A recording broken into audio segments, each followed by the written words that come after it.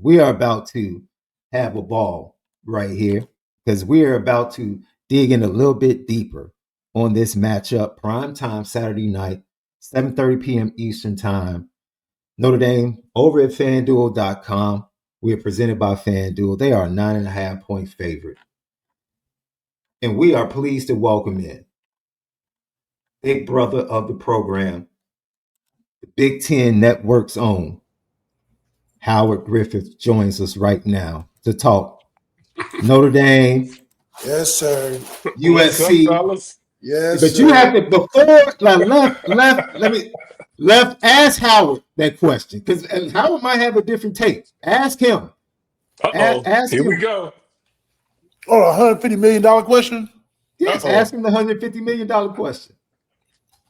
If Penn State was like, you know Stop what? it. Stop it. Stop it. That couldn't have been the $150 million question. Absolutely. Penn State call over and say, hey, Marcus Freeman, $15 million a year, 10 years. What you think? What you think? Whatever you want, roll out the red carpet for you. Nah, it's okay. No. He shouldn't consider it. Mark has been in this game long enough to know it. And I'll tell you this. I think the days of these 10-year contracts, these long-term contracts, are getting ready to be bye-bye. Because this right now, and what we're involved in now in college athletics, it's a year-to-year thing. And I'm not saying that their contracts are going to be year-to-year, but I'm saying that the whole 10 years, let's build a program, let's do this. Nah, I think those days are gone. I think just the way athletics is working right now, how quickly athletic departments want to turn the fortunes of their program around. They believe that they can go out and get better and they can find somebody else that's going to come in and be able to change the fortunes of a particular program. Now, let me say this, though. I think at the elite programs or the programs that are just below, that are right there. And I would say Penn State is a rung below. They're not there yet. Yes, historically they've accomplished a lot of things, but that's not a program right now that's built to go out and you expect them to be competing for the national championship each and every year. And part of that is not because they're not doing the job that they can, but Ohio State, Oregon, SC is starting to get things turned around. Oh, by the way, Indiana doesn't look like they're going anywhere anytime soon. So there are a lot of other teams that are in position. I think that you still have to go through if you ultimately want to win a championship in the Big Ten Conference. But no, $15 million. I think. Listen, it's obviously a lot of money, right? It's a lot of money, and I think people will consider it. But I think ultimately, Marcus is in a great position right now. Got things rolling, and I don't think he'll be looking to change the shirts and sweatpants that he's wearing right now, roaming the sidelines in South Bend. So now that we've gotten that out of the way, you said, bro, I just want to say, you said the exact same thing I said. I just wanted to show him that it was far-fetched what he was saying, and great minds think alike. It must be the Illinois education. It must be the Illinois education. You know what? I'll tell you this. Now, should Penn State call his people? Absolutely. You better. You better call everybody. They're in a position where you start at the top of the list and see who's going to say no of the wish list of people. And I'm sure he would be on that list of people that they would want to talk to. All right. We were talking about this game, right? And we did a full show yesterday. Mm-hmm. And we feel like this game is actually going to be a really good product because it's going to be different. Because there are a lot of people looking at this game from a perception rather than taking a look at the facts, right? Okay. Because perception would tell you USC is soft. All they want to do is throw the ball over the field. Oh man, that's what They want to be Lincoln flashy. Riley. They want to be flashy. Lincoln Riley has lost his fastball. Then you look at the stats, and they're third in the nation at yards per rush at 6.4, and then they're 13th in the nation at 226 on the ground per game. Yeah. Right? Yeah. Right? Then you look on the other side, and the perception is, oh, Notre Dame's just like Michigan. You see how USC did against Michigan? Notre Dame wants to do the same thing. They just want to come in, bully you, push you around, run the ball with their two running backs. And if you shut down the running backs, you're fine. But they got this quarterback that almost had 1,700 yards, 13 touchdowns, and 3 interceptions. But see, you get caught up in the perception of what teams were, and you think that applies to this year's game. And if you really don't look at the facts that have been placed before you on the field and in the stat sheets, you'll miss that this could really be a totally different type of and a different entertaining game in this rivalry than we're used to. Yeah, I'd say this. I said if you listen to Lincoln Riley, particularly after last week's game versus Michigan, he wanted to use the word physical and being able to control the line of scrimmage because he knows that that's the perception that's out there. And he knows that going into that Michigan game, it was believed that Michigan was going to be able to push those guys around and really have their way with them on the ground and play their game. But I think one of the things that has happened is you're absolutely right. They can run the football, and they might be down to running back number 4 by now, depending upon what the health looks like of those guys. But those guys can play and get it done. They just have to stay with the run. And I think if there's any criticism of Lincoln Riley, it's been he's gotten away from it at times, and at times he needed to stay with it. And you watched him do that, particularly last week. So if he can get that formula and stay with it and not think he has to throw it all over the field, because he can do that too now. He can do that too. But I think at the end of the day, you also is getting to that time of the year where you need to salt that clock away and have that 4-minute offense out there, because you don't want to give. Listen, I know they've gotten so much better on the defensive side, and you saw SC's D line really show up last week and make a lot of plays for them, and negative plays. But this is still a Notre Dame team that can scar you quickly through the air, or if a safety doesn't feel the right gap, they're going to have some problems. That still has not changed. So they have to stay consistent and be diligent on the defensive side, assignment sound, if they want to slow this team down. Because I still think Notre Dame is still going to come out and try to push them around and see if they're really up to the task, if the video from last week wasn't a lie. So it's going to be an outstanding matchup. I like it. The quarterback's playing really well for SC. And Lemon that dude is. I think you got 2 really explosive wide receivers on both sides of the ball that I don't know if either program has a guy that's going to necessarily be able to slow him down, at least not on a one-on-one type situation. They can get after it, and it's going to be fun. Hopefully it's a low-scoring game, but if it's a high-scoring game, that's all right with me too. No, that's not all right with me too, because that means the game's going to go longer, and I'm going to be in studio much later. So no, give me one of them grinded out games, please. Now, how much of the weather, because, let's say just the mindset, good matchup, weather's definitely, or how much do you consider weather being a factor in just the way the game can go? With USC running the ball well, Notre Dame running the ball well, it's going to rain. Do you think that's going to play a factor into, like you said, it may be a sluggish, low-scoring game?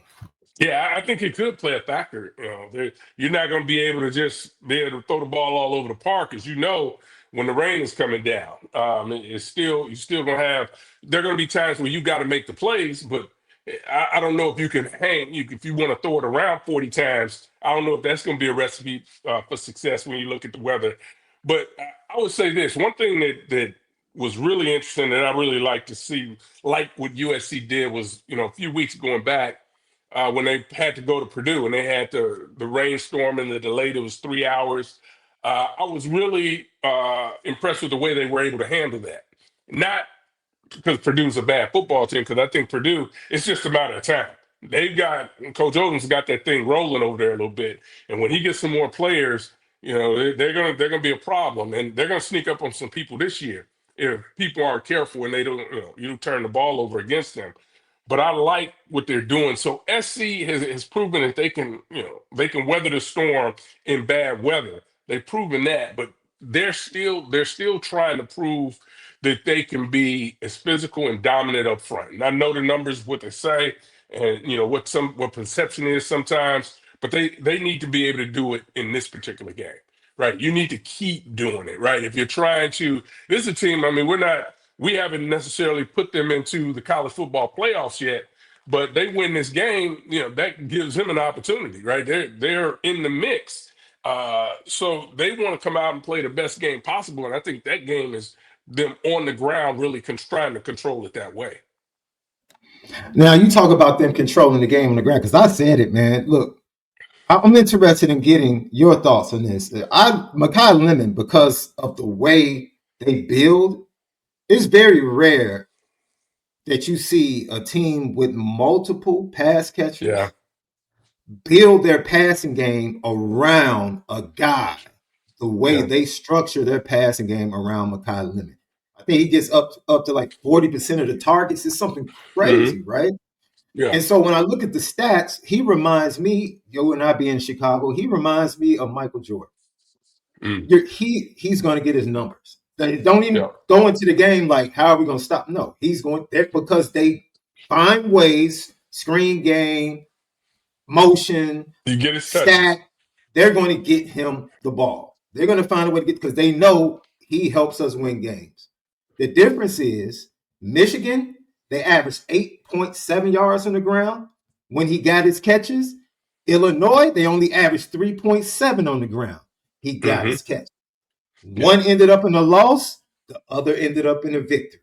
It's clear to me. And look, I love Wayman Jordan, bro. This dude before the injury, hate seeing him get injured against Michigan. Very impressed watching him in the Illinois games. Like, he's going to be a problem. That's a big miss. But then King Miller comes in, pops 180, and you're like, oh man, they're deep. Yeah, they are deep, absolutely. And that really speaks to what they've been able to do over there recruiting wise. And I know they've taken a lot of flack on the recruiting trail. Whether it's because Chad is starting to turn things up, who I know you guys know well, but a lot of people, for these SC fans, they want it now, but they're also looking toward the future and what they have committed to them right now. But when you talk about just having sheer athletes, I was in Champaign when SC came to Champaign, and boy, that's a pretty looking team now. Well, SC, they got the streamer towels. They look real clean and fancy. Bro, them cats, man, when they get off the bus, they look good. They slide in them uniforms, they look good at every position. They're long, you talk about corners and safeties and receivers and tight ends. I mean, they're just long. You look at the guys on the line, they're thick, lower body, and it's like, whoa, wait a minute. But as Illinois figured out, and some other teams have figured out, you just have to stay the course. You can't turn the football over. Although Illinois did, you don't want to turn the football over and give this team a short field. You want to make them go to long, take the long, and force them into some bad turnovers, or force them to go the long distance. Put some of those 10, 12, 13 play drives together to try to get some points. Is the way to beat this team, and in that way, but you can't give up the big explosive plays downfield, because they got the guys that can go get it, and they got a quarterback. If he's unrattled and he's comfortable in the pocket, it's going to be a long night. It's interesting because, I'm glad you asked that question, because it's forecast 70% rain, right around 58 degrees. Yeah. So the elements could play a part. Is it different? You've been in rooms with Hall of Fame running backs. You played on some of the greatest teams in college football, Big Ten, and the NFL. To be the third guy and to come in in spots and perform is one thing. Mm-hmm. To be the guy that now has to carry the load on the road in Notre Dame Stadium, prime time. I love the way the kid is built. He looks like he Mm-hmm. carries himself with a lot of confidence, but it has to be different. Absolutely. Oh, absolutely. Hey, anybody get fired up knowing you probably know the plays that you're gonna get. Oh, you get fired up about that. I mean, you know. But it's a different mental approach. I think having the expectations of your teammates on you at that particular point, because it's like, hey man, you the dude. Let's go. We got to get it done. Can't be a drop off. Can't be this. Can't be that. Couple that with going on the road and playing in Notre Dame Stadium, you're gonna have some moments, right? And prime time, and you start thinking about the moment getting too big. You've got to be able to answer the call. But the reality is, I mean, if you go to SC, you go to Notre Dame, these are the type of games you want to play in.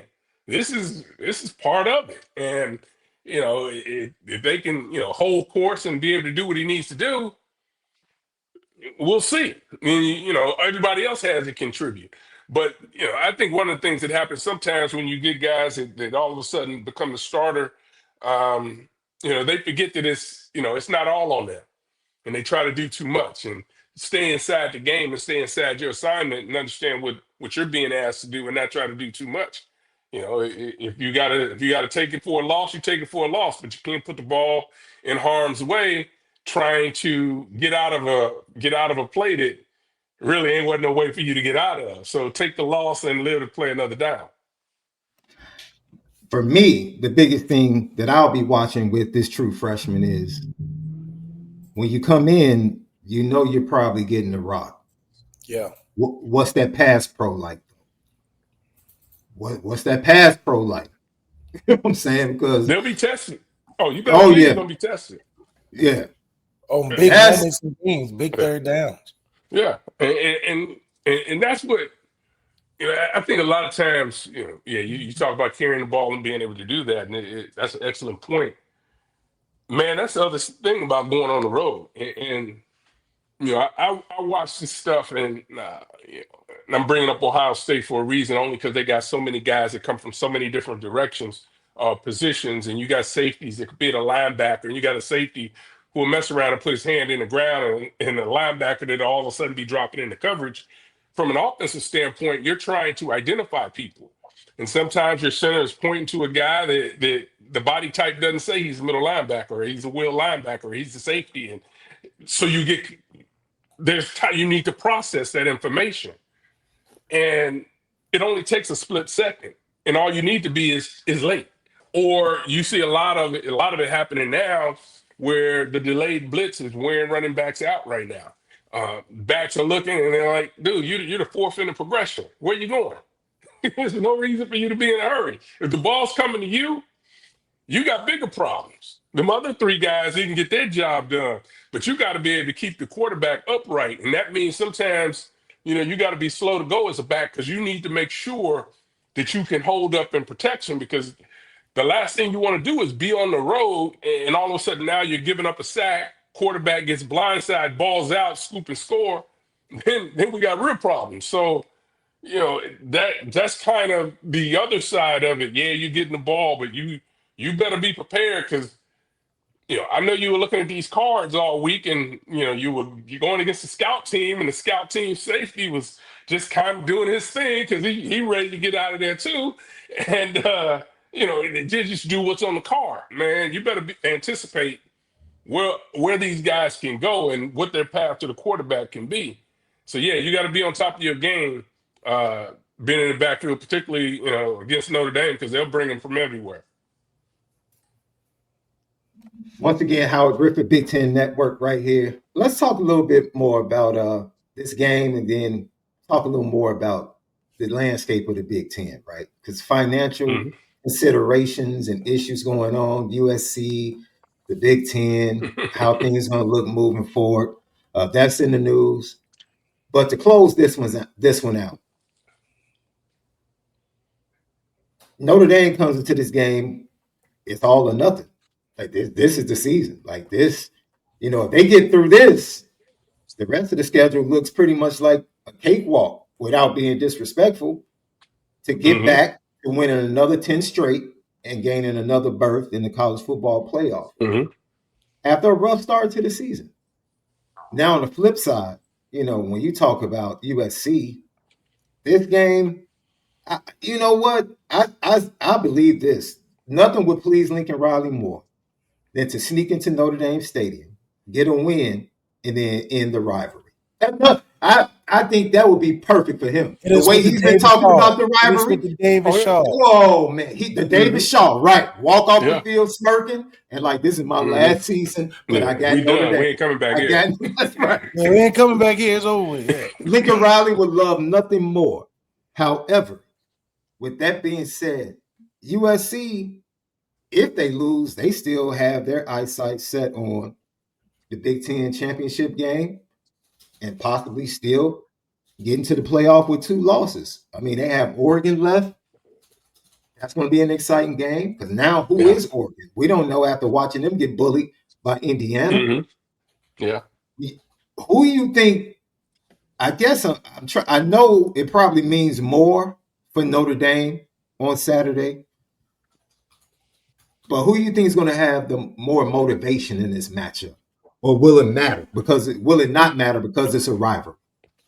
Well, I think the rivalry, I think it's got to matter because it's a rival, or it's going to matter. I'll say this, and I think I've said this to you guys before. One of the things I've always admired about the Notre Dame program is that it's always, and up until now, right, to the 12-team playoffs, really, but it's always been built on we can't afford to lose games, period. Everything is all or nothing. We can't afford to leave it to somebody else, right? And I get it. Other places, everybody wants to try to win a national championship. But when you look at the path with no championship game, not being a part of the conference, it's huge. And just to be under that type of pressure each and every week, to me, speaks volumes. And whether you need to do that, that's a different discussion. But that's what it is when you're playing for Notre Dame.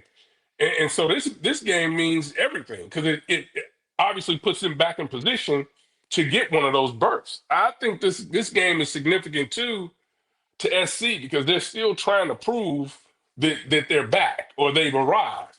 And if they can go on the road and get a win, then that all of a sudden signals that not only that, but it sets them up where they're still in position to try to make a run for the 12-team playoffs. Now they still got work to do, but if you drop this game to Notre Dame, that work all of a sudden became a lot harder.